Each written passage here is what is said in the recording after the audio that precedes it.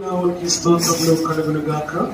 ఈ ఉదయకాల సమయంలో మరొకసారి ఆయన సన్నిధిలో మనందరినీ చేర్చి ఆయన్ని హృదయపూర్వకముగా మనపూర్వకముగా ఆరాధించి కీర్తించి పూజించి స్తుతించడానికి మనకు ఆయన అనుగ్రహించిన కృప, ఆ కృపను బట్టి దేవునికి మనం ఎంతగానో కృతజ్ఞులమై ఉండాలని మరొకసారి మీ అందరికీ తెలియజేస్తున్నాను.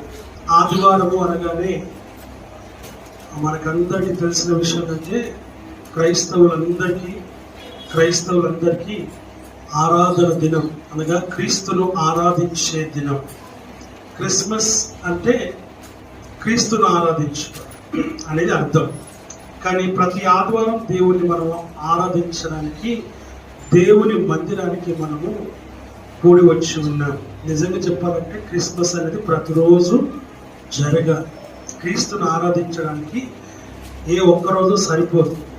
ఆమేన్, హల్లెలూయా. పెద్దలు నిర్ణయించినారు ఆదివారం, ఆది అనగా మొదటిది దేవునికి సంబంధించి. సో ఆ దినమంతా దేవుని మందిరంలో నీవు నేను మనము ఉండాలి. ఎక్కడ ఉండాలి? దేవుని మందిరంలోనే గడపాలి. గడుపుతున్నామా? గడపట్ల. ఎందుకు గడపట్లేదు అని అంటే ఒక్క రోజు మనకు హాలిడే దొరుకుతుంది. బాగా నిద్రపోయి మరలా లేచి వండుకొని తిని మరలా పడుకోవడానికి లేదా ఇటు అటు తిరగడానికి మనకు ఆశ కోరికలు ఉంటాయి.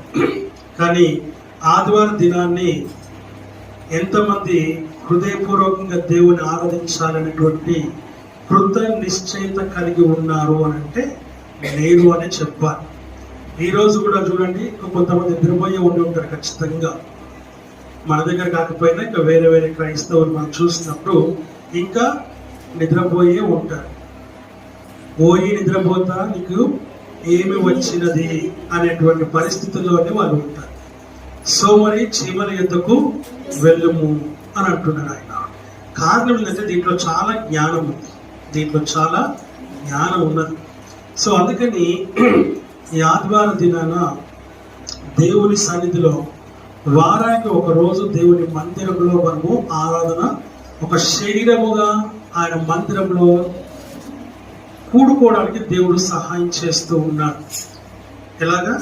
ఒక శరీరంలో పైకి కనబడే అవయవాలు, కనబడని లోపల అవయవాలు అన్ని కలిసి ఎలాగైతే ఒక శరీరముగా ఉన్నాయో అలాగుననే అనేక మనస్తత్వాలు కలిగినటువంటి మనము, అనేక మందమైనటువంటి మనము, అనేకమైన అవయవాలుగా ఒక మందిరంలో చేరి ఒక శరీరముగా దేవుణ్ణి ఆరాధించేదే ఆరాధన అని వాక్యము ద్వారా మనం ఇక్కడ గమనిస్తూ ఉన్నాం.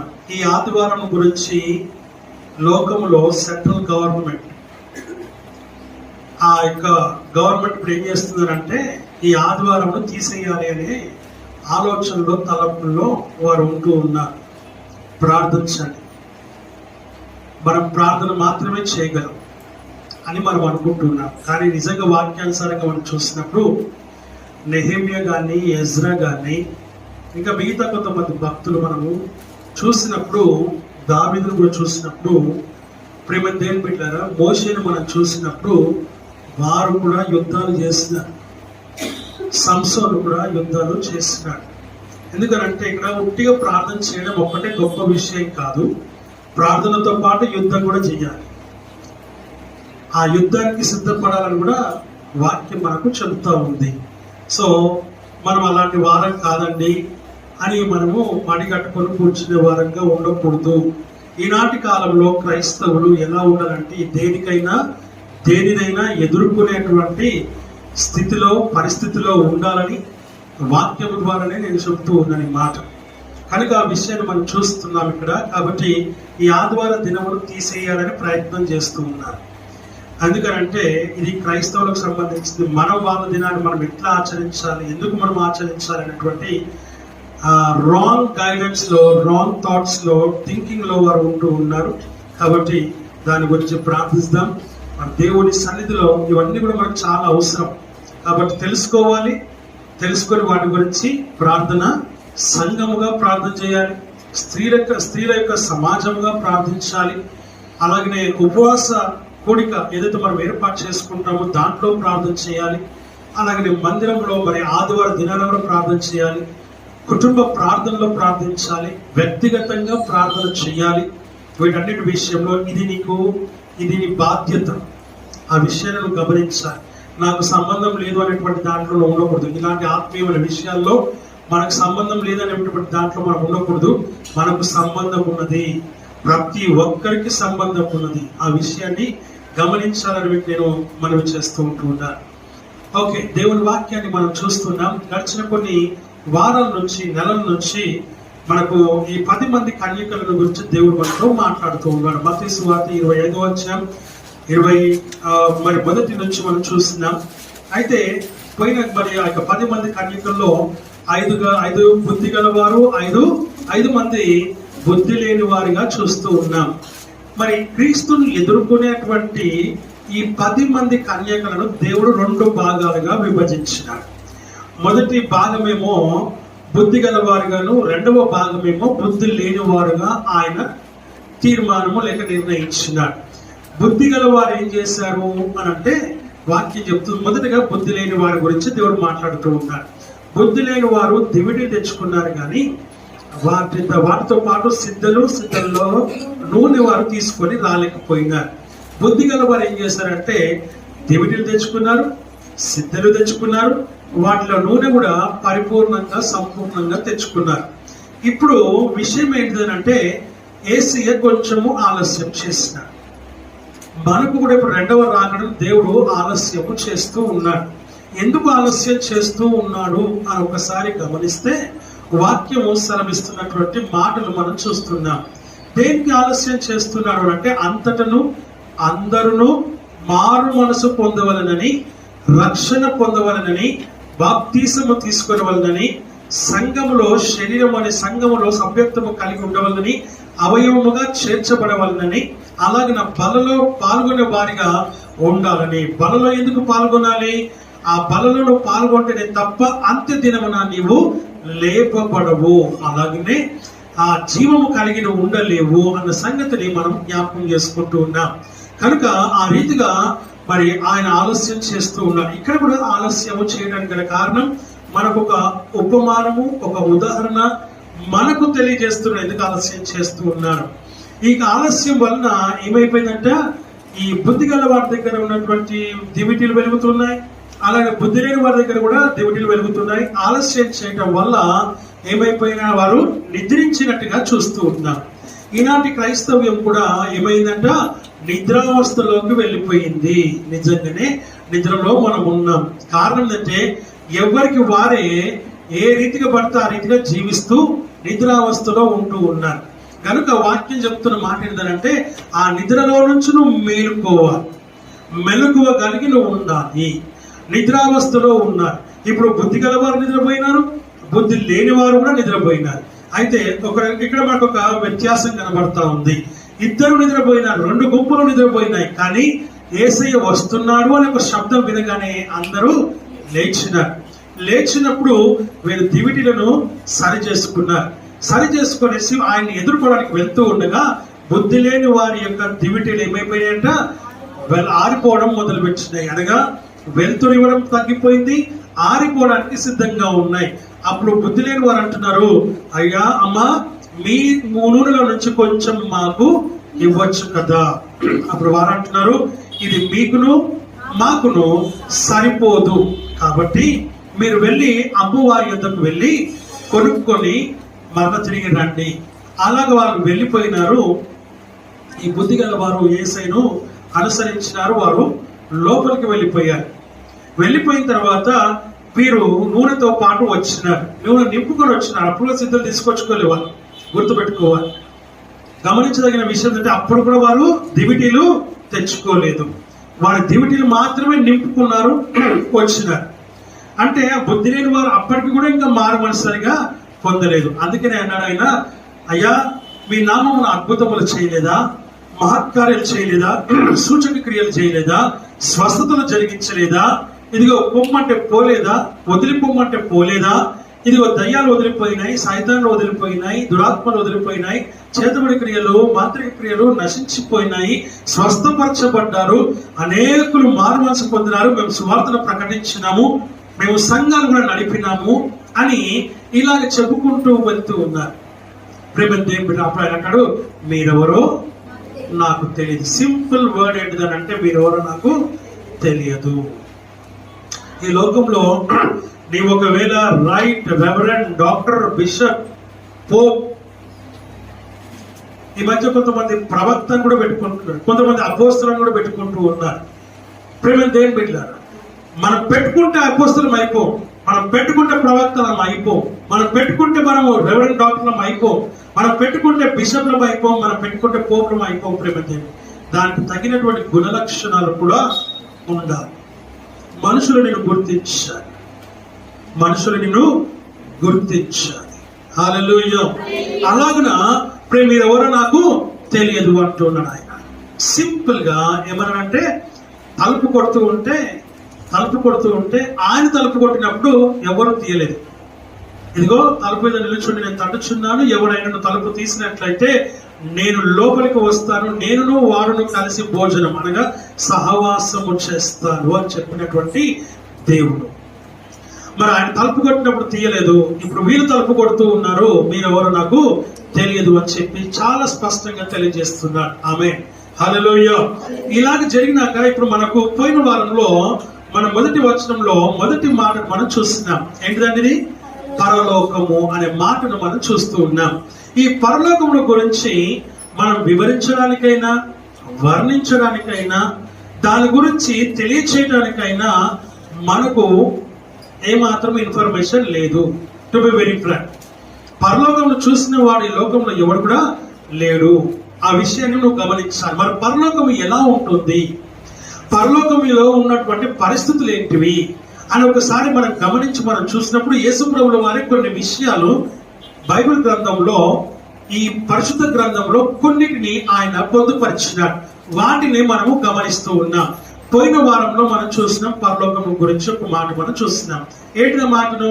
ఫిలిప్పీయులకు రాసిన పత్రిక 3వ అధ్యాయము 20వ వచనం మనము చూస్తున్నాం. ఏంటి మాటను ఒకసారి గమనిద్దాం, చూద్దాం ఒకసారి. ఫిలిప్పీయులకు రాసిన పత్రిక 3వ అధ్యాయం 20వ వచనం. మన పౌరస్థితి పరలోకమందున్నది, అక్కడ నుండి ప్రభువైన యేసుక్రీస్తు అను రక్షకుని నిమిత్తము కనిపెట్టుకొని ఉన్నాం. ప్రార్థన చేసుకుందాం. మిక్కుగా ప్రేమించిన మా పరలోక తండ్రి, మీ నామానికి వందనాలు చేస్తున్నాం. ప్రభువా, నీ వాక్యం మితపరచు ఉండగా, ప్రకటించబడుతూ ఉండగా మా హృదయాలు తెరవబడును గాక, మా హృదయంలోకి నీ వాక్యం ప్రవేశించును గాక, మాలో ఉన్న లోటుపాట్లను సరిచేయును గాక, మాలో ప్రభువా నీకు అయిష్టమైన క్రియలన్నీ కూడా ప్రభువా తీసివేయబడను గాక, అవన్నీ కూడా కాల్చివేయబడను గాక, మా ప్రభువా మా శరీరంలో ప్రతి అవయవం కూడా పరిశుద్ధపరచబడను గాక, మమ్మల్ని సరిచేసి సరిదిద్ది సమకూర్చి బాగు చేయి స్వస్థపరచను గాక. అయ్యా, నీకు వందనాలు చెల్లిస్తున్నాం. నీ వాక్యానికి మేము స్థలం ఇచ్చినట్లుగా సహాయం చేయండి, మా హృదయాన్ని మేము తెరిచినట్లుగా సహాయం చేయండి, మా హృదయంలో భద్రపరచుకున్నట్లుగా సహాయం చేయండి, నీ వాక్యానుసారంగా మేము జీవించినట్లు మాకు సహాయం చేయమని మరొకసారి మేము వేడుకుంటూ ఉన్నాం. ప్రభువా, నీ యొక్క పరిశుద్ధాత్మ కార్యములు జరిగించమని కూడా వేడుకుంటున్నాం. నీ పరిశుద్ధాత్మ సంచారం మాకు అనుగ్రహించండి, నీ పరిశుద్ధాత్మ నడిపింపు నాకు అనుగ్రహించమని వేడుకుంటున్నాను. నన్నుగా మీరు మరుగుపరిచి నాలోంచి మీరు సూటిగా స్పష్టంగా నాతో మాతో మీరు మీ అధికారంగా స్వరంచితం మాట్లాడమని వేడుకుంటున్నాం. నా నోటికి ప్రభువా మీరు నోరుగా ఉండమని, ప్రతి మాట నీదై ఉన్నట్లుగా సహాయం చేయమని, ఆ జీవం వల్ల మాట మాలో ప్రవేశించినప్పుడు మాలో ఉన్నటువంటి అనారోగ్యము, అస్వస్థత, వ్యాధి, బలహీనత, ఓ ప్రభువా నీకు వ్యతిరేకమైన క్రియలు అన్ని కూడా లయపరచబడును గాక. అయ్యా, మమ్మల్ని జీవింపచేయమని కూడా వేడుకుంటూ ఉన్నాం. వాళ్ళ నిర్లక్ష్యం మనసు లేకుండా సహాయం చేయండి. వినగలిగే చెవులు, గ్రహించగలిగే హృదయం, మనసులు మాకు అనుగ్రహించి మీ నామానికి మహిమ కలిగి చేసుకోమని యేసుక్రీస్తు నామములో అడిగి పెట్టుకొని చుంటున్నాము తండ్రి. ఆమేన్, ఆమేన్, ఆమేన్. వాక్యము సెలవిస్తున్న మాట ఏంటంటే ఇక్కడ ఆయన అంటాడు, మన పౌరస్థితి పరలోకమందున్నది. ఎక్కడుందట? పైన. అందుకైనా ఏమన్నైనా నేనుండు స్థలములో మీరును ఉండులాగున మరలా వచ్చి నేను మిమ్మల్ని తీసుకొని వెళ్తాను, నా యొద్ద నివసించినట్లు మిమ్మల్ని మరలా నేను తీసుకొని వెళ్తాను. ఎప్పుడు? సమయం వచ్చినప్పుడు. నేను ఇప్పుడు వెళ్తున్నాను. ఎప్పుడు వెళ్ళాను? ఆయన 2024 సంవత్సరాల క్రితం ఆయన వెళ్ళాడు. వెళ్ళినటువంటి ఆయన ఇంకా రాలా, కొంచెం ఆలస్యం జరుగుతా ఉంది. మనం ఈ ఆలస్యాన్ని ఏం చేస్తున్నాం? చిన్నప్పటి నుంచి నేను వింటనే ఉన్నా, రెండవ రాకడా అని మనం వింటూ ఉన్నాం. ఇప్పుడు రావట్లేదు అని మనం అనుకుంటూ ఉన్నాం. అయితే ఆయన ఎప్పుడు ఎలా వస్తాడో ఎవరికి తెలియదు. తెలిస్తే మనం ముందుగా ప్రిపేర్ అయిపోతాము. మనం చాలా తెలివిమంతులము, మనం చాలా జ్ఞానవంతులము, మనం చాలా బుద్ధి కలిగిన వారము. ఆయన ఎప్పుడు వస్తాడని తెలిస్తే దానికి ఒక వారం రోజుల ముందో 2 వారాల ముందో ఉపవాసమే ఉంటాం. ఇక ఇంట్లో ఏ వంట ఉండదు. ఆమేన్, హల్లెలూయా. ప్రార్థనలోనే ఉంటాం. ఉద్యోగాలు కూడా వదిలిపెట్టేస్తాం. ప్రభు వచ్చేస్తాం, నన్ను తీసుకొని వెళ్ళిన ఆయన అని చెప్పి మేము ప్రిపేర్డ్ గా ఉంటాం. కాబట్టి అంత అతి తెలివిని మీరు ప్రదర్శిస్తారు, కాబట్టి అంత జ్ఞానం మీరు ప్రదర్శిస్తారు. కాబట్టి ఆయన నేను ఎప్పుడు వస్తానంటే, దొంగ ఎప్పుడు వస్తాడో మీకు తెలియదు కదా, ఆ లాగున నేను వస్తా, మీరు అనుకున్న గడియల్లో నేను వస్తా. కానీ కొన్ని సూచనలు ఆయన ఇచ్చాడు. ఆ సూచనలు మీరు చూసినప్పుడు, లేకపోతే కనుగొన్నప్పుడు, మీరు విన్నప్పుడు మీరు ఏం చేసుకోవాలి? నేను వస్తున్నానని మీరు గమనించుకోవాలి. అప్పుడు కూడా మీకు నేను ఎప్పుడు వస్తానో తెలియదు, కానీ వస్తా ఖచ్చితంగా. దేవుని వాక్యం సెలవిస్తున్నటువంటి మాటలు మనం ఇక్కడ చూస్తూ ఉంటూ ఉన్నాం. కాలము సంపూర్ణము కావాలి, ఆయన ఇంకా ప్రతిదీ కూడా పరిపూర్ణం కావాలి. అయినప్పుడు ఆయన వస్తాడని వాక్యం చెప్తూ ఉంది. కనుకనే నేనుండు స్థలములో మీరును ఉండులాగున నేను మరలా వచ్చి మిమ్మల్ని తీసుకొని నేను వెళ్తాను అని చెప్పినటువంటి యేసు క్రీస్తు ప్రభు. ఆమేన్, హల్లెలూయా, హల్లెలూయా. ఆ పరలోకమును గురించి ప్రేమ దేవుడు స్వతంత్రించుకుందామని వాక్యం ద్వారా మనం ఎందుకు పరలోకం స్వతంత్రించుకోవాలి అని అంటే, మనం ఇక్కడి వారము కాదు కాబట్టి. మనం పుట్టింది ఇక్కడే కావచ్చు, అంటే శరీరానుసారంగా ఇక్కడ పుట్టినాం. మనం ఎందుకు వచ్చాము ఇక్కడికి అంటే ట్రైనింగ్ పీరియడ్ లో మనం ఉన్నాం. ఏ ట్రైనింగ్ పీరియడ్ లో ఉన్నాం? ఆయన ఎలా ఆరాధించాలి, ఆయన ఎలా స్తుతించాలి, ఆయన ఎలా గణపరచాలి, ఆయన ఎలా నువ్వు ప్రేమించాలి, ఆయన ఎలా నువ్వు పూజించాలి అనే దానికి ఈ లోకంలో నువ్వు మారు మనసు పొంది, రక్షణ పొంది, బాప్తిసం తీసుకొని దేవుని మందిరంలో నువ్వు ఆరాధన చేయటానికి. అలాగే ప్రతిరోజు మొన్నటి దినాన స్త్రీల కొడుకులో మేము సంపూర్ణ ఇంట్లో దేవుడు మాతో మాట్లాడినప్పుడు ఒక విషయం చెప్పాడు. ఏం చెప్పాడు ఆయన? మెలకువ కలిగి ఉండు అని మాట్లాడినాడు. అంటే మెలకువ అంటే ఏంటిది?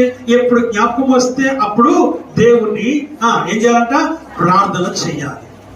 ఎప్పుడు నీకు తోస్తే అప్పుడు నువ్వు ప్రార్థన చెయ్యాలి, మెలుకొని ఉండాలి అని చెప్పాడు ఆయన. ఎప్పుడు మేలుకోవాలి అంటే, నువ్వు మెలుగు వచ్చినప్పుడల్లా, నీకు బుద్ధి పుట్టినప్పుడల్లా, నీకు జ్ఞానం, నీకు సమయం దొరికినప్పుడల్లా నువ్వేం చేయాలంట? ప్రార్థన చెయ్యాలి. అది 2 నిమిషాలు ఎందుకు కాదు, 5 నిమిషాలు ఎందుకు కాదు, 10 నిమిషాలు ఎందుకు కాదు. ఒకవేళ టైం ఉంటే అర్ధ గంట కూడా చెయ్యి. కానీ నువ్వు టైం దొరికినప్పుడల్లా ఏం చేయమన్నాడైనా? ప్రార్థన చేయమని చెప్పి ఆ రోజున మన శుక్రవారం దినాన్ని దేవుడు మాట్లాడినాడు. కాబట్టి మనకు సమయం దొరికినప్పుడల్లా మనం దేవుడు ఏం చేయాలి? ఈ రోజున ప్రార్థన చేయాలి. అట్ ద సేమ్ టైం ఆయన్ని ఆరాధన నువ్వు చేయాలి, ఆయన్ని కీర్తించాలి, ఆయన్ని పూజించాలి, ఆయన్ని ఆరాధించాలి, ఆయన్ని స్తుతించాలి కదా. వాక్యం సెలవిస్తున్న మాట మనం చూస్తున్నాం. ఇలాగ దేవుని నువ్వు స్తుతించడానికి ఇక్కడ నువ్వు ట్రైనింగ్ పొందుతున్నావు. అక్కడ ఏంటి? యెషయా గ్రంథం 6వ అధ్యాయం 3వ వచనం త్వరగా. వారు సైన్యములకు అధిపతియగు యెహోవా పరిశుద్ధుడు, పరిశుద్ధుడు, పరిశుద్ధుడు అమ్మా చదువు అని సర్వలోకము ఆయన మహిమతో నిండి ఉన్నదని గొప్ప స్వరముతో గాన ప్రతిగానములు చేయుచుండును. ఆమేన్, హల్లెలూయా. ఏమని? పరిశుద్ధుడు, పరిశుద్ధుడు, పరిశుద్ధుడు. ఆమేన్, హల్లెలూయా, హల్లెలూయా. ఏమని అక్కడ ఆరాధన చేస్తున్నారంట? పరిశుద్ధ పరిశుద్ధ పరిశుద్ధ ప్రభువా, వరదూతలైనని వాణి పగలరా. పరిశుద్ధ పరిశుద్ధ పరిశుద్ధ ప్రభువా, వరదూతలైనని వాణి పగలరా.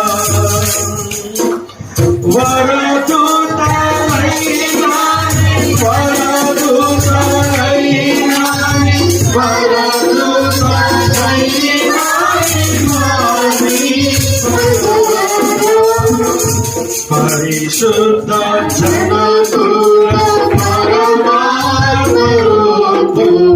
పరిశుద్ధ జనకుల పరమాత్మరూపుడ, నిరుపమ బలబుద్ధి నీతి ప్రభావ, నిరుపమ బలబుద్ధి, నిరుపమ బలబుద్ధి, నిరుపమ బలబుద్ధి నీతి ప్రభావ. కదా పరిశుద్ధ పరిశుద్ధ అని ఆయన గురించి ఈ పాట రాయబడింది. దీనిని మనము వివాహంలో పాడతాం. ఎక్కడ పాడతాం? వివాహంలో పాడతాం. ఇది వివాహంలో మాత్రమే పాడాలి. ఆమేన్. హల్లెలూయా, హల్లెలూయా. ప్రిపేర్ అవుతున్నాం మనం పాడకూడదా అంటే ఖచ్చితంగా పాడాలి. హల్లెలూయా. ఈ పాటను రోజు పాడుకుంటూ ఉండాలి. ఎందుకో తెలుసా? నీ మ్యారేజ్ డే కోసం పాడకూడదు, ఆయనతో అయ్యే మ్యారేజ్ గురించి నువ్వు ఇప్పుడే ప్రాక్టీస్ చేయాలి. హల్లెలూయా, హల్లెలూయా. ఈ పాట పాడడానికి కొంతమందికి ఒకనాటి నవ్వుకుంటా ఉన్నారు. ఆమేన్. హల్లెలూయా. పాత రోజు జ్ఞాపకం వచ్చినట్టున్నాయి. కానీ హల్లెలూయా, హల్లెలూయా. వాక్యము సెలవిస్తున్న మాట మనం చూస్తున్నాం. ఈ పాట రాయడానికి గల కారణం అంటే ఆయన పరిశుద్ధుడు, పరిశుద్ధుడు, పరిశుద్ధుడు అని చెప్పబడ్డాడు, తెలియచేయడానికి. సో ఆ పరిశుద్ధుడైనటువంటి దేవుని నువ్వు ఎలా స్తుతించాలో, ఏ రకంగా స్తుతించాలో ఈ లోకంలో నువ్వు నేర్చుకోవడానికి ట్రైనింగ్ పీరియడ్. ఈ ట్రైనింగ్ పీరియడ్ ఎంత మనకి? ఒక ఉద్యోగంలో మనం జాయిన్ అయ్యాం. ఎన్ని మంత్స్ ట్రైనింగ్ ఇస్తారు? కొంతమంది 3 months ఇస్తారు, కొంతమంది 6 months ఇస్తారు, కొంతమంది 1 year కూడా ట్రైనింగ్ ఇస్తారు. ఆ తర్వాత జాయిన్ పర్మనెంట్ చేసుకుంటారు. అలాగే మనది ఇప్పుడు ట్రైనింగ్ పీరియడ్ ఎంత అంటే 70 or 80, 70 లేక 80 సంవత్సరాలు. ఈ 80 సంవత్సరాలు నువ్వు ఏం చేయాలి? దేవుణ్ణి ఎలా స్తుతించాలో నేర్చుకోవాలి, ఎలా ప్రార్థించాలో అక్కడ ప్రార్థనలు ఉండవు, ఇక్కడే ప్రార్థనలు ఉంటాయి. ఎందుకని ఎప్పుడు ఏడుపుగొట్టు ముఖమే కాబట్టి ఎప్పుడు నువ్వు ఇది లేదు, అది లేదు, ఇది కావాలి, అది కావాలని అదే ఆలోచనలో ఉంటావు. కాబట్టి అందుకనే ఇక్కడ మాత్రమే ప్రార్థనలు ఉంటాయి, అక్కడ ప్రార్థనలు ఉండవు. అందుకే ఇక్కడ ప్రార్థనల కన్నా ఎక్కువగా దేవుణ్ణి స్తుతించే ఆ జీవితం కావాలి. 2 దేవదూతలు పైనుంచి వచ్చారంట. 2 దేవదూతలు పైనుంచి వచ్చారంట. ఒక దేవదూతనేమో వెళ్తుంది వస్తుంది, వెళ్తుంది వస్తుంది, వెళ్తుంది వస్తుంది ఉదయకాలం 3 గంటల నుంచి. ఇంకొకటి మాత్రము తిరుగుతూనే ఉంది. ఆ సంచి పట్టుకొని ఆ సంచి నిండట్లా. ఇంకో దేవతనేమో అసలు క్షణంలో నిండిపోతుందని వెళ్తుంది వస్తుంది. ఏంటిది అది అని అంటే, మొదటిదేమో వెళ్తూ వస్తుంది కదా, ఆ దేవత సంచి నిండిపోతుందంట. ఏంటిదని అంటే అన్ని విజ్ఞాపనలే. ప్రభువా, నాయన, తండ్రి, నాకు ఇది లేదు, నాకు అది లేదు, నాకు ఇట్లుంది, నాకు అట్లుంది, నా పరిస్థితి, నా ఇల్లు, నా భర్త, నా భార్య, నా పిల్లలు, నా తల్లిదండ్రులు, నా పరిస్థితులు, నాకు ఫైనాన్షియల్ ప్రాబ్లం ఉంది, నాకు శరీర బలితం ఉంది, రకరకాల అన్ని ప్రార్థనలు, ఇవన్నీ విజ్ఞాపనలే. అందుకే వెళ్తుంది వస్తుంది, వెళ్తుంది వస్తుంది. ఇంకా రెండవది ఏంటంటే దేవుని స్తుతించి స్తుతులను సమకూర్చేటువంటి సంచి ఒకటి ఉంది. స్తుతులు ఎవరైనా చెల్లిస్తున్నారా, ఆయన్ని నామమును గణపరుచేటువంటి ప్రార్థన ఎవరైనా చేస్తున్నారా అని వెతుకుతూ ఉంటే అందరూ ఇంకా ఆ ఏడుపుగొట్టు ప్రార్థనలే తప్ప దేవుని స్తుతించే ప్రార్థనలు మాత్రము లేవు. అందుకని ఆ సంచి నిన్న అడుగు భాగానికి కూడా కరెక్ట్ గా రాలేదంట. ఉసూరు అంటూ ఆ దేవదూత టైంకి 6 గంటలకు వెళ్ళిపోయిందంట. ఆమేన్. హల్లెలూయా. అంటే దీన్ని బట్టి మనము ఏం ప్రార్థన చేస్తున్నామో అర్థం చేసుకొని ఇక్కడైనా మీరు అలాంటి ప్రార్థనలు మానేయండి. ఏం చేయాలి? ఆయన స్తుతించడం నేర్చుకుందాం, ఆయన నామాన్ని గణపరచడం నేర్చుకుందాం, ఆయన నామాన్ని మహిమపరచడం నేర్చుకుందాం. ఆమేన్. హల్లెలూయా. వాక్యము సెలవిస్తున్నటువంటి మాటలు మనం ఇక్కడ గమనించి మనం చూస్తూ ఉంటూ ఉన్నాం. కనుక ప్రేమ దేవుని బిడ్డలారా, ఈ ట్రైనింగ్ పీరియడ్ లో మనం ఉన్నాము కనుక ఇక్కడ మనం నేర్చుకొని అక్కడికి మరల దేవుని దగ్గరికి వెళ్తాం. అక్కడ మనం దేవుని పరలోక రాజ్యంలో అప్పుడు మనము పర్ఫెక్ట్ గా, అప్పుడు మనము నిజమైనటువంటి ఆరాధికులుగా ఉంటామన్న సంగతిని జ్ఞాపకం చేసుకోవాలని దేవుని వాక్యము ద్వారా మనం ఇక్కడ గమనిస్తూ ఉంటూ ఉన్నాము. హల్లెలూయా, హల్లెలూయా. అందుకనే వాక్యం సెలవిస్తున్నమాట, పరలోకంలో ఏమి జరుగుతుందనంటే ఆరాధన జరుగుతుంది. ఆయన పరిశుద్ధుడు పరిశుద్ధుడు పరిశుద్ధుడు అని చెప్పబడుతుందన్న సంగతిని మనం జ్ఞాపకం చేసుకోవాలి. మన పౌరస్థితి ఇక్కడ కాదు, అక్కడ అన్న సంగతిని జ్ఞాపకం చేసుకోవాలి. ఇక్కడ నువ్వు ఎలిజిబిలిటీ పొందుకోవాలి. ఆ విషయాన్ని నువ్వు గమనించాలని వాక్యం ద్వారా మనం చూస్తూ ఉంటున్నాం. రెండు మాటగా చూద్దాం దయచేసి. ఆ ప్రకటన గ్రంథం 21వ అధ్యాయము 23, 24 వచనమును మనం జ్ఞాపకం చేసుకుందాం. ఆ పట్టణములో ప్రకాశించుటకై సూర్యుడైనను చంద్రుడైనను దానికి అక్కర లేదు. దేవుని మహిమయే దానిలో ప్రకాశించుచున్నది, గొర్రె పిల్లయే దానికి దీపము. ఆమేన్, హల్లెలూయా. ఏమంటున్నాడు? ఆ పట్టణంలో ప్రకాశించుటకై, అంతేనా? ఆ పట్టణంలో ప్రకాశించుటకై ఎవరు? సూర్యుడైనను చంద్రుడైనను దానికి అక్కర్లేదు. దేనికి? పరలోకమునకు అక్కర. దానికి అంటే రాసుకోండి, పరలోకమునకు అక్కర లేదు. భూలోకంలో సూర్యుడు కావాలి, చంద్రుడు కావాలి. మొన్న ఒక సేవకుడు నాతో నన్ను కలిసి మాట్లాడుతూ అన్నాడు, ఏంటి ఇలా వచ్చాడు, ఎంత దూరం వచ్చాడు, ఏంటి సంగతి అది మాట్లాడుకున్నాక ఆయన అన్నాడు, నాకు డి విటమిన్ తక్కువ అయిపోయింది అని చెప్పారు డాక్టర్స్ అని చెప్పినాడు. డి విటమిన్ రావాలంటే ఎండ కూర్చోవాలి.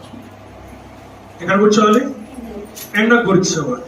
అక్కడ డి విటమిన్ మనకు అవసరం లేదు, ఇక్కడ మనకు అవసరం.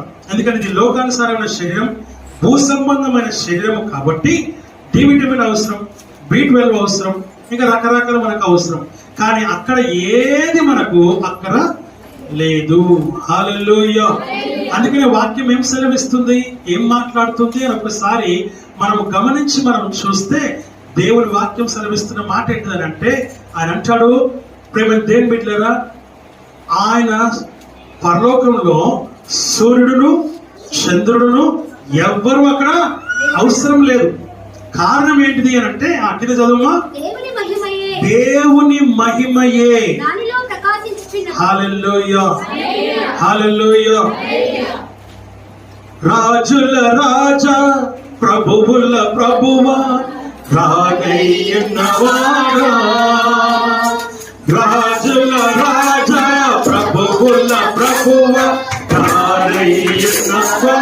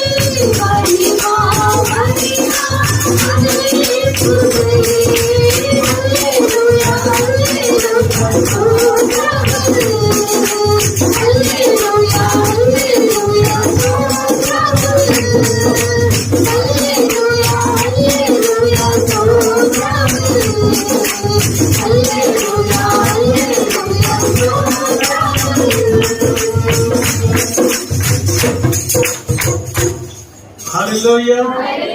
నేను ఆపేస్తే బాగుంది. అక్కడ ఏముంటుందంట? దేవుని మహిమ. ఎవరున్నారు అక్కడ? ఎవరున్నారు? ఇందాక ఏం పాడినాం? రాజుల రాజు. మరి ఎవరున్నారంటే దేవుడు అంటే ఎవరు గారు? ఇంకా ఇంకా వైద్యులకే పరమ వైద్యుడు, ఇంకా సర్వ సృష్టికర్త, సర్వము ఎరిగిన వాడు, సర్వమును కలుగజేసిన వాడు. హల్లెలూయా, హల్లెలూయా. ఆయనకు చాలా నిక్ నేమ్స్ ఉన్నాయి. Nick names, not names. ఆమేన్, హల్లెలూయా. మనము కదా అసలు పేరు పెట్టుకుంటాం, ఏదో యాంజలీనా, లేకపోతే ఇంకేదైనా మంచి మంచి పేర్లు పెట్టుకుంటాం. కానీ ఇంట్లో మాత్రము అదే చిట్టి, అదే తొట్టి, అదే లొట్టి, అదే పొట్టి, అదే కుట్టి. ఆమేన్, హల్లెలూయా. అయ్యే బట్టి మనం పిలుస్తుంటాం. అసలు పేరు ఎటు పోతుందో తెలియదు మనకి. అయితే ఒక విషయం మనం జ్ఞాపకం చేసుకోవాలి. ఆయన కూడా చాలా నిక్ నేమ్స్ ఉన్నాయి. అంటే భక్తులు ఆరాధించే వాళ్ళు ఆయన్ని, ఇప్పుడు కవులు ఉంటారు కదా, వాళ్ళు రాజులను పొగిడేవారు. అలాగే దేవుణ్ణి పొగిడేటువంటి ఆ పొగడ్తలు ఏవైతే ఉన్నాయో, పేర్లు ఏవైతే ఉన్నాయో అవి, అందుకని వాక్యం సెలవిస్తున్న మాట మనం చూస్తాం. కాబట్టి ఆయన రాజుల రాజు అక్కడ ఉండగా ఇక ఏ సూర్యుడు ఏ చంద్రుడు అక్కర లేదు అని చూస్తూ ఉన్నాం. హల్లెలూయా. చదువు ఇంకా. దేవుని మహిమయే దానిలో ప్రకాశించుచున్నది. దేవుని మహిమయే దానిలో ప్రకాశించుచు ఉన్నది. గొర్రె పిల్లయే దానికి దీపము. జనములు దాని వెలుగునందు సంచరింతురు. భూరాజులు తమ మహిమను. ఆమేన్, హల్లెలూయా, హల్లెలూయా. వాక్యం ఏం చెప్తుంది అని అంటే అక్కడ రాత్రి లేదు, పగలు లేదు. ఏముంది అక్కడ అంటే వెలుగు మాత్రమే ఉంది, మహిమ మాత్రమే ఉంది. జనములు దాని వెలుగునందు సంచరిస్తారు. భూరాజులు తమ మహిమను ఏం చేస్తారంట, దానిలోనికి తీసుకొని వస్తారు. భూరాజులు అంటే నువ్వు నేనే. రాజకుమారుడు ఏమైతాడు? రాకుమారుడు అవుతాడు. మనం ఆయన కుమారులమైనా రాజు ఆయన అయితే మనం ఏమై ఉన్నాం? కుమారులమై ఉన్నాం. మరి మనం ఏమై ఉన్నాం? ఆయన రాకుమారులమై ఉన్నాం, ఆయన రాకుమార్తెలమై ఉన్నాం. మనము ఆయన మహిమను తీసుకొని అక్కడికి వెళ్తాం. ఆ విషయాన్ని మనం ఇక్కడ జ్ఞాపకం చేసుకోవాలి. అక్కడ ఏముంటుంది? మొదట పరిశుద్ధత, రెండోది ఏముంటుంది? అక్కడ ఆయన మాత్రమే ఉంటాడు. ఇంకేముంటుంది? మహిమ మాత్రమే ఉంటుంది. అక్కడ ఏముంటుంది? అక్కడ పరిశుద్ధత ఉంటుంది. రెండోది ఆయన మహిమ ఉంటుంది. నువ్వు ఆ విషయాన్ని గమనించాలి. ఇంకేముంటుంది? ఆయన వెలుగు ఉంటుంది. కనుక నా ప్రియమైన దేవుడు, పరలోకంలో ఏముంటుందో మనకు తెలియదు, కానీ వాక్యానుసారంగా వాక్యంలో ఏం చెప్పబడిందో, ఏమి వ్రాయబడిందో అది మనం తెలుసుకొని దాని ప్రకారంగా దానికోసమై మనము సిద్ధపడాలని వాక్యము ద్వారా చూస్తున్నాం. అంటే ఈ లోకంలో నువ్వు పరిశుద్ధుడుగాను పరిశుద్ధురాలుగాను ఉండాలి, పవిత్రుడుగాను పవిత్రురాలుగాను ఉండాలి, ఆయన మహిమను కలిగి నువ్వు ఉండాలి, ఆయన వెలుగును కలిగి నువ్వు ఉండాలి. అందుకే భక్తుడు ఏమంటాడు? నీ సాగేత యేసునితో నా జీవిత కాలమంతా, నీ సాగేత యేసునితో నా జీవిత కాలమంతా.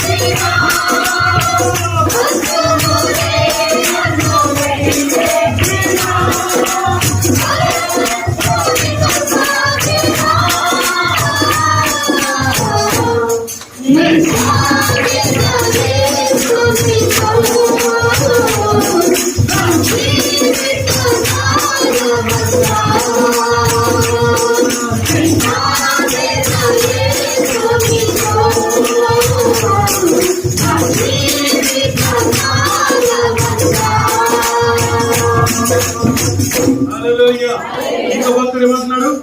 యెహోవా నాకు వెలుగాయే, యెహోవా నాకు రక్షణయే,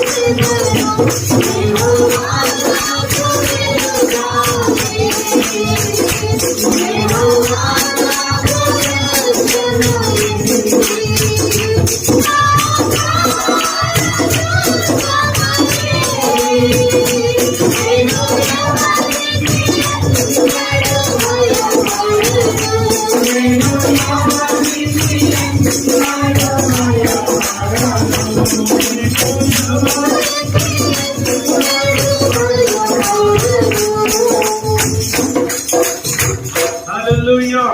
దేవుని వాక్యం సెలవిస్తున్న మాట మనం చూస్తాం. ఆ వెలుగు, ఆ మహిమ, ఆయన పరిశుద్ధత, ఆయన తేజస్సు ప్రేమ దేవుడు అక్కడ ఉంటుంది. దేవుణ్ణి ఎవరైనా చూడగలరా అంటే ఎవరు కూడా చూడలేరు. కారణం ఏంటంటే ఆయన వెలుగై ఉన్నాడు.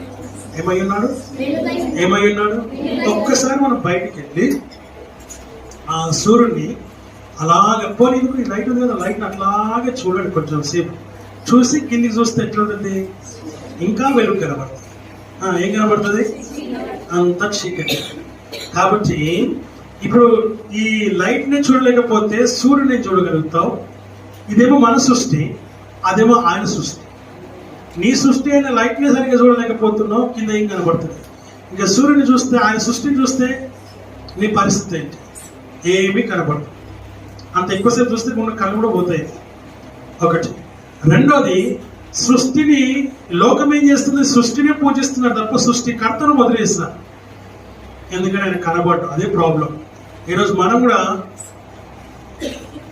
ఒక అబద్ధం చెప్తే, మన పిల్లలు ఏదైనా తప్పు చేస్తే వాళ్ళని ఏం చేస్తున్నాం? మనము తిడుతున్నాం, కొడుతున్నాం. ఈనాటి పేరెంట్స్ ఎవరైతే ఉన్నారో, కొత్త పేరెంట్స్, న్యూ జనరేషన్ పేరెంట్స్ ఎవరైతే ఉన్నారో, మరీ నాడు ఎక్కువైపోయింది, మరీ గారాభం ఎక్కువైపోయింది. మా పేరెంట్స్ ఎవరైతే ఉన్నారో మమ్మల్ని బాగా వాయించేవారు, వీపు విమానం మొత్తం మోగించేవారు. అలా మోగుతుంటే, అలా కొడుతుంటే మా నోట్ల నుంచి వచ్చే విమానం మొత్తం మస్తుండేది.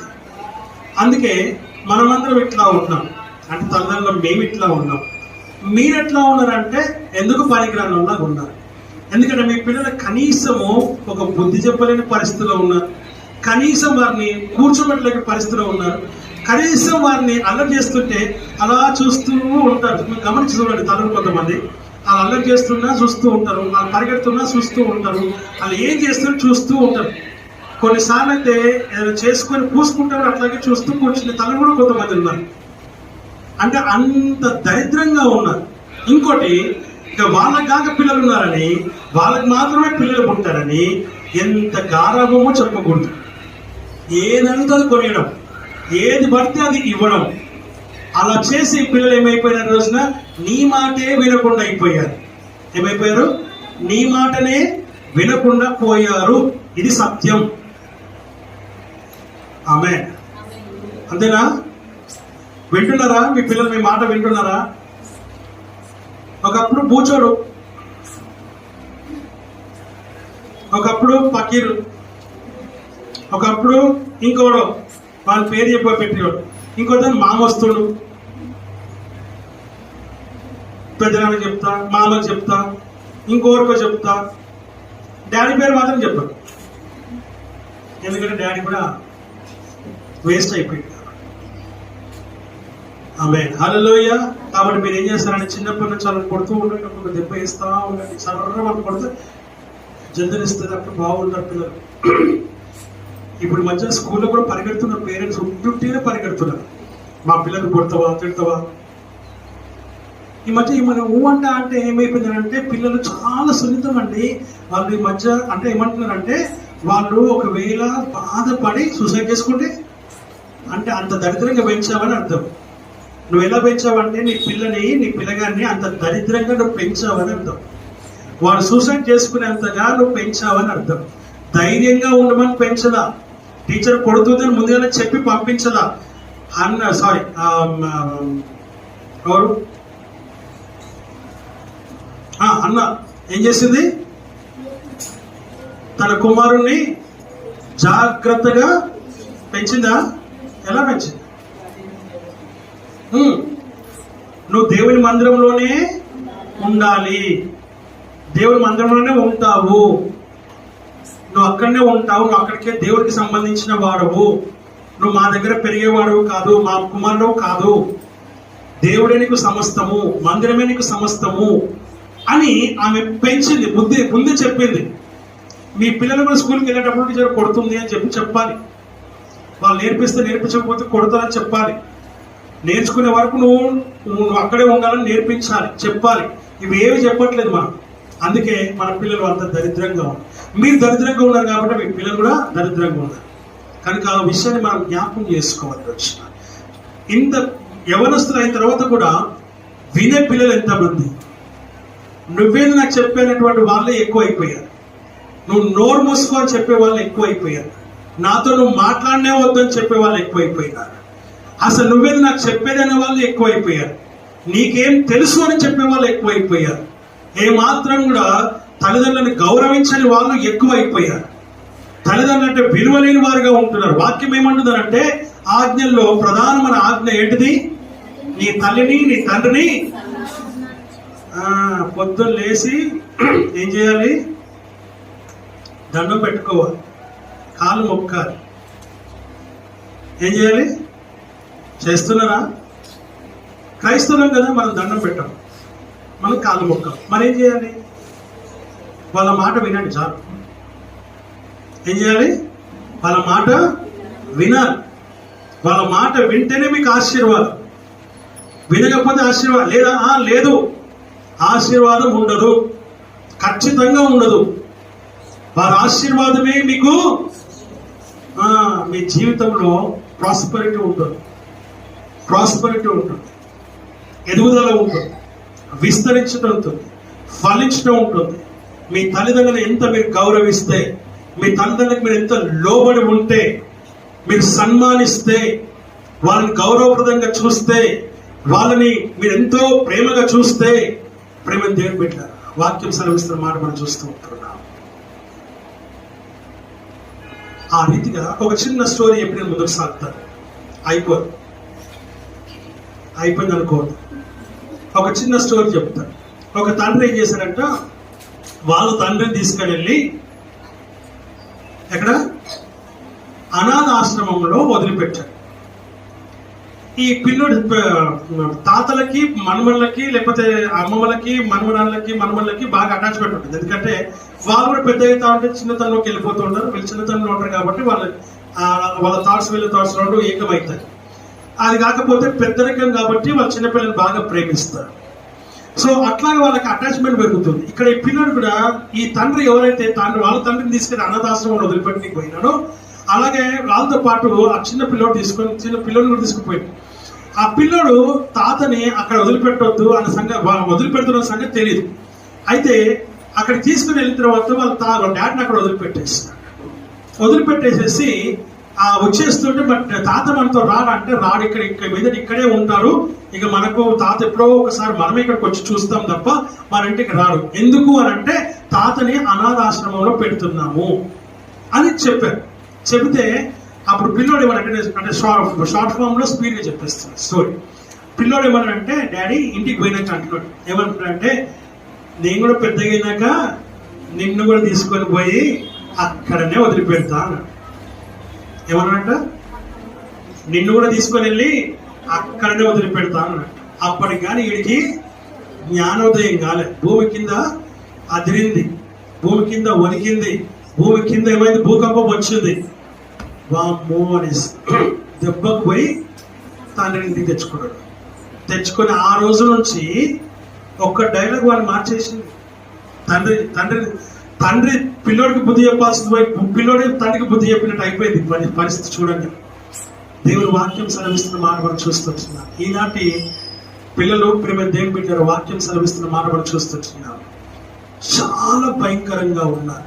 ఎదురు మాట్లాడటం, ఎదురు తిరిగి మాట్లాడటం, అస్సలు లోపడకపోవడం, అస్సలు వినయము విధేయత భయము లేనటువంటి జీవితాలు జీవిస్తూ ఉంటున్నారు. దానికి కారణం ఎవరంటే నేను చెప్పేది మీరు మాత్రమే అది పనిచేస్తున్నారు. తల్లిదండ్రులు మీరే దానికి కారణం అని నేను అంటాను ఖచ్చితంగా. అందుకని వాక్యం సెలవిస్తున్న మాట మనం చూస్తున్నాం. ఇక్కడ ఆ పరలోకంలో ఏముంటుంది అని అంటే ఇదిగో ఇది ఉంటుంది. దానికి తగినటువంటి ఈ జీవితం మనం కలిగి ఉంటేనే తప్ప ఇక్కడ ఏదైతే నువ్వు ఉన్నావో అక్కడ నువ్వు దాన్ని నెరవేర్చగలుగుతావు. ఆ విషయాన్ని జ్ఞాపకం చేసుకోవాలని దేవుని వాక్యం ద్వారా మనం ఇక్కడ గమనిస్తూ ఉంటూ ఉన్నాం. చూడండి ఒకసారి ఇదే 21వ అధ్యాయము 1-2 వచనం మనం చదువుకుందాం. అంతట నేను క్రొత్త ఆకాశమును క్రొత్త భూమిని చూచితిని. మొదటి ఆకాశము మొదటి భూమి గతించిపోయెను, సముద్రం ఇక లేదు. మరియు నేను నూతనమైన యెరూషలేము అను ఆ పరిశుద్ధ పట్టణమును తన భర్త కొరకు అలంకరింపబడిన పెళ్లి కుమార్తె వలె సిద్ధపడి పరలోకమందున్న దేవుని యొద్ద నుండి. ఆమేన్, హల్లెలూయా, హల్లెలూయా. దేవుని వాక్యము సెలవిస్తున్నటువంటి మాటలు మనం ఇక్కడ జ్ఞాపకం చేసుకుంటూ ఉన్నాం. ప్రేమ దేవుని బిడ్డ ఎక్కడ చూస్తుందంట? దేవుని యొద్ద నుండి దిగి వచ్చుట నేను చూచితిని. ఏమొస్తుందంట? తన భర్త కొరకై అలంకరింపబడిన పెళ్లి కుమార్తె వలె సిద్ధపడి. ఆమేన్, హల్లెలూయా. ఎక్కడ? పరలోకములో. నా ప్రియమైనటువంటి సంగమా, సూటిగా దేవుడు మనతో మాట్లాడుతున్న విషయం అంటే అందరూ నేను క్రొత్త ఆకాశమును క్రొత్త భూమి చూచితిని అంటే మరలా క్రొత్త ఆకాశము సృష్టింపబడుతుంది, క్రొత్త భూమి కూడా సృష్టింపబడుతుంది అని దీని ప్రకారంగా మనము చూడగలుగుతున్నాం. ఇంకేమన్నాడైనా? మొదటి ఆకాశం మొదటి భూమి గతించిపోయింది, సముద్రము ఇక ఉండదు. మరియు అంటే ఆ క్రొత్త ఆకాశం ఆ క్రొత్త భూమి ఎవరి కోసము? To whom? ఎందుకు అంటే మరలా ప్రపంచమా? మరి క్రొత్త ఆకాశం క్రొత్త భూమి ఎవరి కోసం అని అంటే మన కోసం. మన కోసం అంటే మనందరి కోసం కాదు. ఎవరైతే ఆయన కడబూర స్వరము వింటారో, ఎవరైతే ఆయనలో ఉండి చనిపోయి లేపబడతారో, ఎవరైతే ఎత్తబడతారో ఆ ఎత్తబడినటువంటి వారు సంఘముగా, అంటే సంఘం ఏదైతే ఉందో అది ఆ సంఘము వధువు అనే సంఘము వధువుగా పెళ్లి కుమార్తెగా అలంకరింపబడుతుంది. అలంకరింపబడిన పెళ్లి కుమార్తె కిందికి తీసుకొని రాబడుతుంది. హల్లెలూయా. పరలోకములోనే ఇదంతా జరుగుతుంది.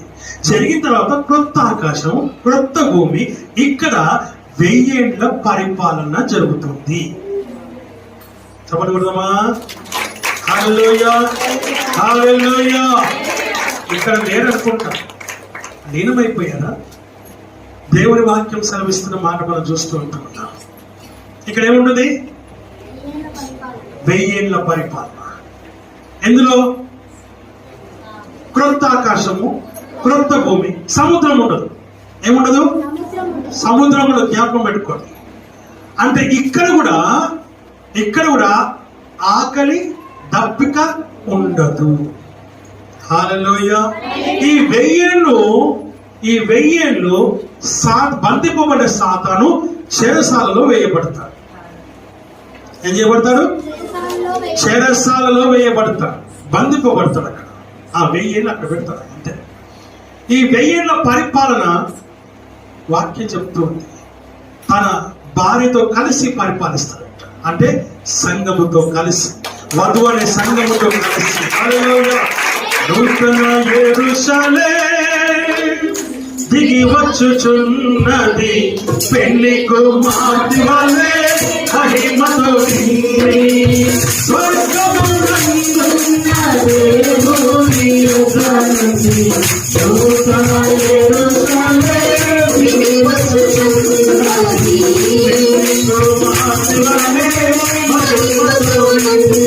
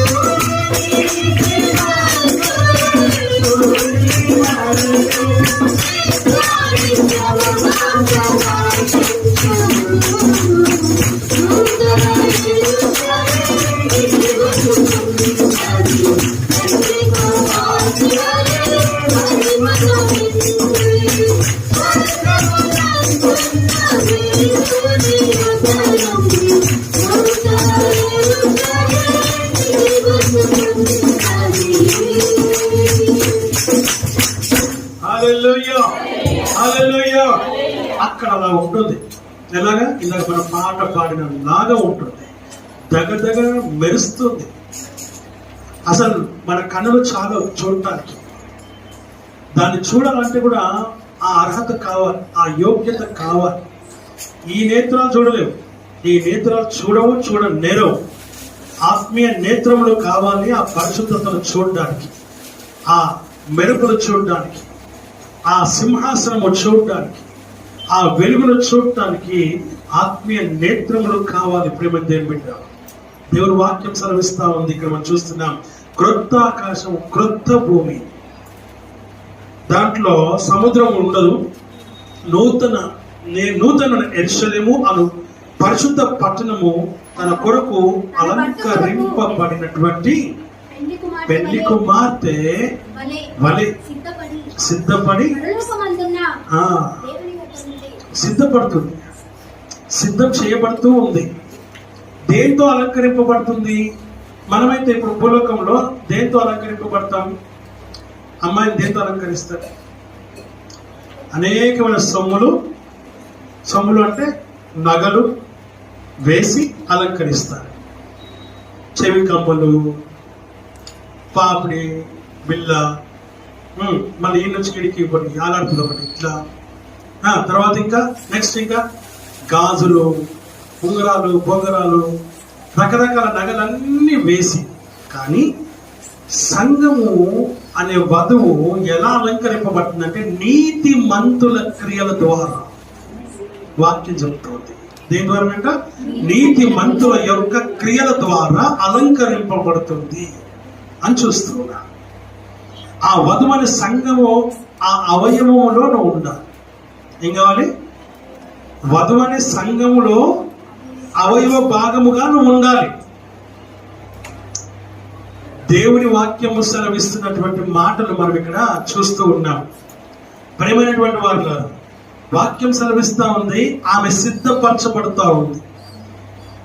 ఎంగేజ్మెంట్ అయిన తర్వాత, పెళ్లికి ముందు అమ్మాయిని అబ్బాయిని నలుగు వేసి పెళ్లికి సిద్ధం చేస్తారు.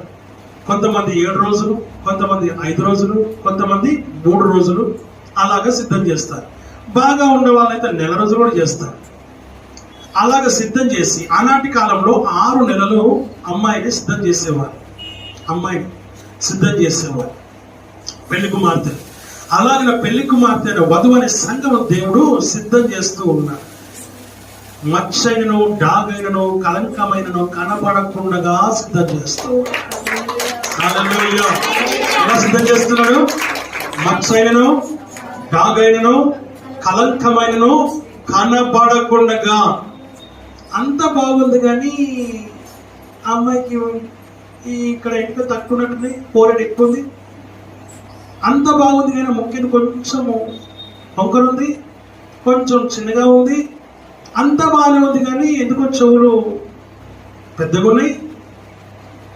ఏదో ఒకటి మాట్లాడతారు. బాగుందని ఎవడని అంటాడు? అసలు చాలా బాగుందని అంటాడు. బాగుంది అనడమే కష్టమైంది. చాలా బాగుంది, ఎలా బాగుంటుంది? హల్లెలూయా, హల్లెలూయా. మేకప్ వేసుకోవాలి కానీ కొద్దిగా లేచో కామ ఉడుస్తుందంట. ఆమె హల్లెలూయా. ఇంట్లో ఉడుస్తూ ఉంటే ఇంటి యజమాని వాడు చీపు తీసుకొని మెత్త కొడుతుండు. ఆ పిల్లలు కొడుతుంటే తల్లి వచ్చింది, అరే ఎందుకురా కొడుతున్నావు, ఎందుకురా కొడుతున్నావు అంటూ ఈ పని మనిషి చూడు నా భార్యకి వేస్తే నగలన్నీ వేసుకుంది, గాజులు, ఉంగరాలు, ఆఖరికి పుస్తకాలు కూడా వేసుకొని ఇల్లు ఉడుస్తుంది, దొంగిలించిందని అంటే అది నీ భార్యనేరా నాయనా అని చెప్పిందంట తల్లి. ఏం చెప్పిందట? నీ భార్యనే అని చెప్పిందంట. కారణం ఏంటిదనంటే రాత్రి మరి నిన్న ఒకలాగుందంటే అది మేకప్ రా అని చెప్పినారు. మేకప్ తీసేస్తే అట్లా ఉంటుంది. కాబట్టి మనం ఒరిజినల్ కొంటనే బెటర్. చూసి పొద్దుగా లేసి నీ భర్తని గుర్తించలేకపోతే చాలా కష్టం. అంత మేకప్ మనకు అవసరము లేదు. హల్లెలూయా, హల్లెలూయా. అప్పుడప్పుడు పాస్టర్లు తిడుతూ ఉంటారు. ఏమనంటే ఎప్పుడు చూసినా నువ్వు అనంటే నేనన్నాను వాళ్ళు అట్లా చేయకపోతే మీరు ఎందుకు ఎగ్జాంపుల్ చెప్తాను అని నేను అంటున్నాను. ఆమె హల్లెలూయా. అట్లా అని చెప్పి నేను మొగలను వదిలిపెడతానా? అస్సలు వదిలిపెట్టా. నిన్న ఒక దరిద్రుడు, నేను నా బిడ్డ ఇద్దరం వస్తూ ఉన్నాం బండి మీద. వస్తూ ఉంటే ఇక్కడనే మన దగ్గర గర్ల్స్ స్కూల్ దాటిన తర్వాత పక్కన ఒక ఆమెని కొడుతూ ఉన్నాడు. 2 పిల్లలు ఉన్నారు, చిన్న పిల్లలు. ఎలా తంతున్నాడు అంటే చెప్పకూడదు అసలు. మొక్క మీద అంతా ఉన్నాడు. ఇట్లా పడితే అట్లా కడుపులో తంతున్నాడు, మొక్క మీద అంతా ఉన్నాడు, గోడకేసి గుద్దుతా ఉన్నాడు. బండి ఆపేస్తుంది. చూసి బండి తిప్పేసి సైలెంట్ ఎందుకంటే మనకే అవసరం. హల్లెలూయా. ఆపి రే అని గట్టిగా అరిశారు. అరే మీరు నాతో పాటు ఏ కాదు 2 ముగ్గురు నలుగురు ఆటలు కార్లు అన్నీ ఆగిపోయేసి అందరూ కూడా వాడిని తిట్టడం మొదలుపెట్టారు. అంటాడు నా ఫ్యామిలీ అంటాడు. నీ ఫ్యామిలీ అయితే రోడ్డు మీద కొట్టమని చెప్పి నీకు ఏమన్నా ఎక్కడైనా నీకు అధికారం ఉందా అని చెప్పేసి వాడిని నేను కొడదామే అని అనుకున్నాను ఖచ్చితంగా. కానీ అప్పటికే నాకంటే ముందు ఒకటి దిగిండు, వాడిని కొట్టాడు. అంతా జరిగిపోయింది. ఆమేన్. హల్లెలూయా, హల్లెలూయా, హల్లెలూయా. భయంకరంగా తిట్టినారు వాడు, భయంకరంగా. వాడు ఫస్ట్ గట్టిగా మాట్లాడినాడు, నా భార్య నా ఇష్టం అన్నట్టుగా. నీ భార్య అయితే కొడతావా అని చెప్పేసి గట్టిగా చెప్పేసారని అనేసరికల్లా దెబ్బకు వాడు తోక పొడిచి వెంటనే బండి స్టార్ట్ చేసి పిల్లల్ని ఎక్కించుకొని భార్య తీసుకొని వెళ్ళిపోయాడు అక్కడి నుంచి. మగవాళ్ళని కూడా నేను వదిలిపెట్టాను. ఏం భయపడొద్దు. అడగండి ఒకసారి, మగ పిల్లల్ని అడగండి, ఎట్లా తిడతానో వాళ్ళకి తెలుసు. నిలబెట్టిన తర్వాత అడగండి, మిమ్మల్ని తిడతారా తిట్టరా అని తెలుస్తుంది. ఆమేన్, హల్లెలూయా. ఎవరైనా ఒకటే, సంఘంలో అవయవ భాగం ఎవరైనా, ఆ స్త్రీ అయినా పురుషుడైనా ఏ భేదం లేదు, అందరూ పాపము చేయువారై ఉన్నారు కనుక అందరినీ నేను తిడతాను ఖచ్చితంగా. హల్లెలూయా. దేవుని వాక్యం సెలవిస్తున్న మాట మనం చూస్తూ ఉంటున్నాం. నా ప్రియమైనటువంటి వాళ్ళ, దేవుని వాక్యం అంత మహత్తర విషయం. అలంకరింపబడాలి, సిద్ధపడాలి, కానీ నీతి క్రియలతో నువ్వు సిద్ధపరచబడాలని, అలంకరింపబడాలని దేవుని వాక్యము ద్వారా మనం ఇక్కడ గమనిస్తూ ఉంటూ ఉన్నాం. హల్లెలూయా. నేను నూతనమైన యెరూషలేము అను పరిశుద్ధ పట్టణము తన భర్త కొరకు అలంకరింపబడిన పెళ్లి కుమార్తె వలె సిద్ధపడి పరలోకమందున్న దేవుని యొద్ద నుండి దిగి వచ్చుట నేను చూచి.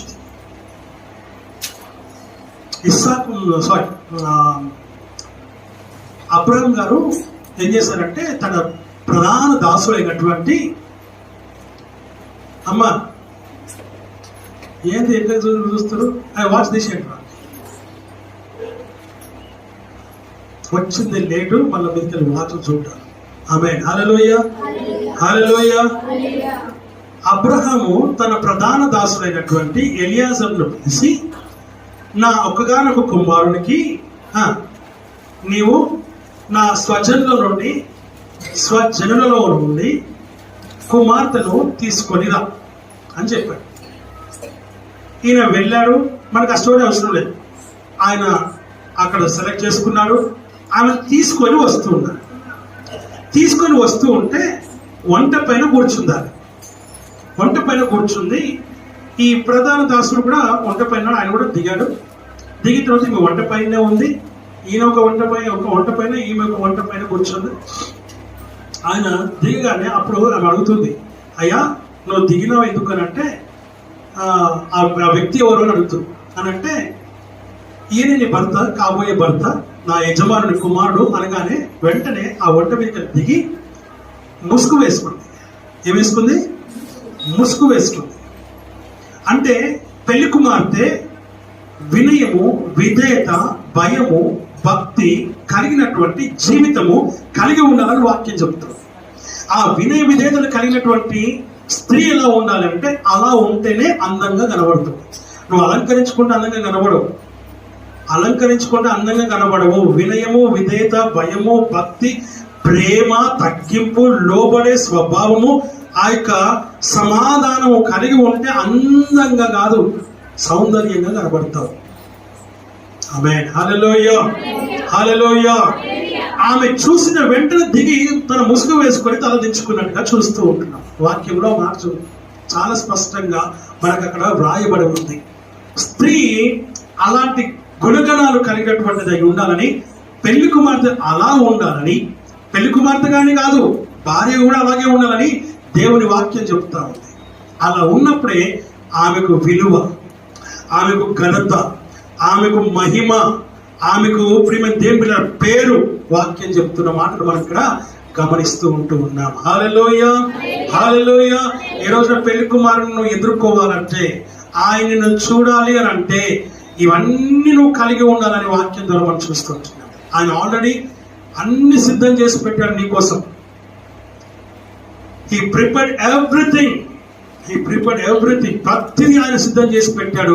నువ్వు పెళ్లి కుమార్తెగా సిద్ధపరచబడుతూ ఉంది కనుక ఆ సిద్ధపాటును కలిగి నువ్వు ఉండాలి. ఆయన కొరకు నువ్వు ఏం చేయాలి?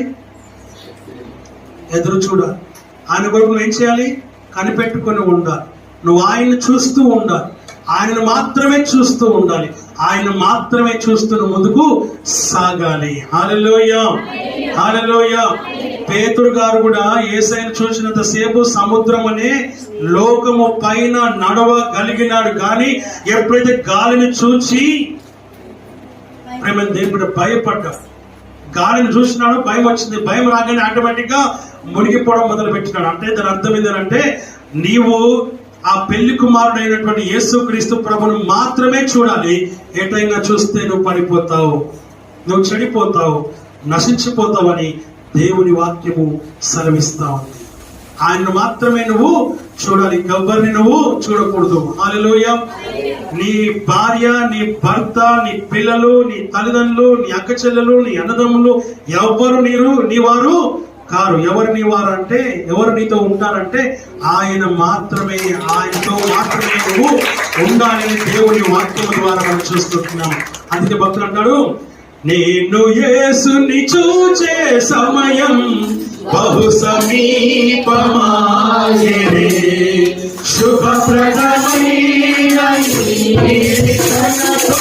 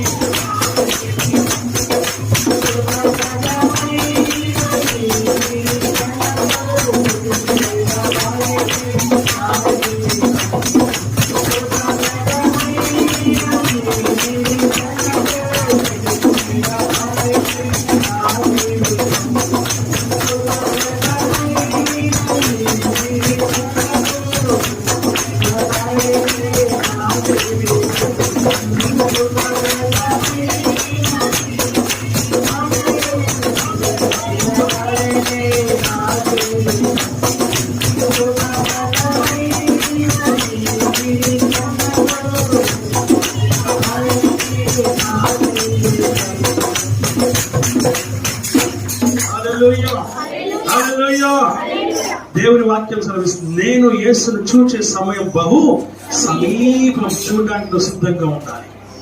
ప్రతిరోజు ఆయన చూసేటువంటి ఆత్మీయ జీవితం కలిగి ఉండాలి. ప్రతిరోజు ఆయన సన్నిధిని అనుభవించే జీవితం కలిగి ఉండాలి. ప్రతిరోజు ఆయన సన్నిధిలో సమయాన్ని గడిపే జీవితం కలిగి ఉండాలి. ఎప్పుడు ఆయన పిలుస్తాడో, ఎప్పుడైనా కడపలో స్వరం వినబడుతుందో, ఎప్పుడైనా పిలుపు వినబడుతుందో, ఎప్పుడైనా పిలుస్తాడో మనకు తెలియదు కనుక ఆయన పిలుపును అందుకునే బిడ్డగాను సిద్ధపాటు కలిగి ఉండాలని, సిద్ధం కలిగి ఉండాలని, నువ్వు ప్రిపేర్డ్ గా ఉండాలని దేవుని వాక్యము ద్వారా మనం ఇక్కడ చూస్తుంటున్నాం. ఆ పరలోక రాజ్యం ప్రేమ దేని బిడ్డరా ఎలా ఉంటుందంట? ఆయన అంటున్నాడు ఇక్కడ, అలంకరింపబడినటువంటి భర్త తన భర్త కొరకు అలంకరింపబడిన పెళ్లి కుమార్తె వలె సిద్ధపడి పరలోకమందు ప్రేమ దేని బిడ్డరా ఉంటుంది కనుక నువ్వు ఆ విషయాన్ని గమనించాలని దేవుని వాక్యము ద్వారా మనం చూస్తున్నాం. నూతనమైన యెరూషలేము పట్టణం అని వాక్యం చెప్తుంది. నూతనమైన యెరూషలేము అనే పట్టణం, ఆ పట్టణం కూడా సిద్ధపరచబడుతూ ఉంది. కారణం ఏంటిదనంటే, మందిరాన్ని ఎలాగైతే మనం సిద్ధపరుస్తామో పెళ్లి కుమారుడి కొరకు, పెళ్లి కుమార్తె కొరకు, ఆ వివాహం కొరకై, అలాగే యెరూషలేము అనే పట్టణము కూడా సిద్ధపరచబడుతుంది. యెరూషలేము అనే పట్టణం అనగా ఇప్పుడు ఏ యెరూషలేము అయితే ఉందో ఆ యెరూషలేము అనే పట్టణం కూడా ఏం చేయబడుతుందంట? సిద్ధపరచబడుతుంది. ఇది దేవుని వాక్యం. ఆయన నెరవేర్పులోకి దీన్ని తీసుకుని వస్తానని వాక్యం ద్వారా మనం ఇక్కడ చూస్తూ ఉంటూ ఉన్నాం. ఆ పట్టణము సిద్ధపరచబడిన గల కారణం ఏంటంటే 1000 ఏళ్ల పరిపాలన ఈ భూమి పైన జరగబోతూ ఉంది కనుక. హల్లెలూయా! 1000 ఏళ్ల పరిపాలన ఈ భూమి పైన జరగబోతూ ఉంది కనుక ఆ 1000 ఏళ్ల పరిపాలనలో ఉండాలని ఆయన నిన్ను కోరుతూ ఉన్నాడు. నీవు దేవుని యొక్క అవయవముగా ఆ సంఘములో ఉండాలని దేవుడి వాక్యం ద్వారా మనం ఇక్కడ గమనిస్తూ ఉంటూ ఉన్నాం. హల్లెలూయా! హల్లెలూయా! ఆ విషయాన్ని గమనించి దేవుని సన్నిధిలో మనం ముందుకు సాగుదాం. అట్లయితే వాక్యంను ఆశీర్వదించి దీవించును గాక.